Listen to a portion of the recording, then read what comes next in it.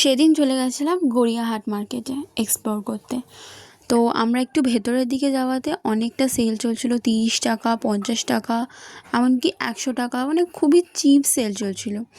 আর আমি গিয়েছিলাম দুপুরবেলার দিকে, আর এই জিন্সগুলো দেখছো, জিন্সগুলো 300-250 করে ছেড়ে দিচ্ছিল।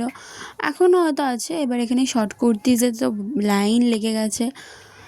এই যে 50 টাকার জিনিস, মানে অনেক ভালো, মানে কোয়ালিটি হয়তো ততটা ভালো হবে না, বাট ভালোই, মোটামুটি চলার মতো ঠিকই আছে। তো এবারে দেখো কতগুলো দোকান, জাস্ট তোমরা দেখে নাও এখানে কত দোকান। এখানে প্রত্যেকটা দোকানের আলাদা আলাদা প্রাইস ট্যাগ ঝোলানো রয়েছে।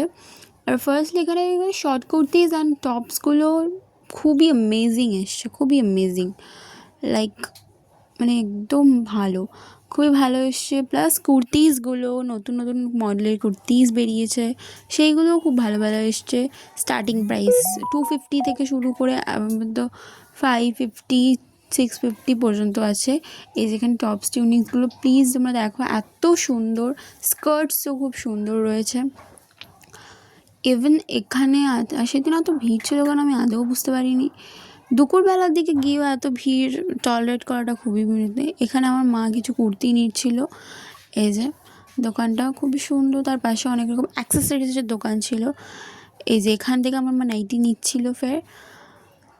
তো এবার আমরা চলে গেছি, এখানে ব্যাগও খুব ভালো কালেকশন আছে। এবার আমরা চলে গেলাম একটা খেলনার দোকানে, বিকজ আমাদের সেদিন একটা নিমন্ত্রণ ছিল, তো তার জন্য একটা খেলনা নেওয়ার ছিল, বেবি গার্ল। সো ওর জন্য আমরা খেলনা নিয়ে নিলাম। আর এই যে এই দোকানটা দেখছো, এই দোকানটা গড়িয়াহাটের যে ফেমাস রোল দোকান, তার পাশে একটা গলি আছে, সেই গলির ভেতরে। তো এখানে আমরা দোকানদারকে জিজ্ঞেস করলাম, তুমি এত ভেতরে দোকান খুলেছো কেন, লোক তো দেখতে পায় না? তো দোকানদারও বললো, ইয়েস, এখানে কেউ দেখতে পায় না, আমাদের সত্যি খুব সেলটা কম হয়।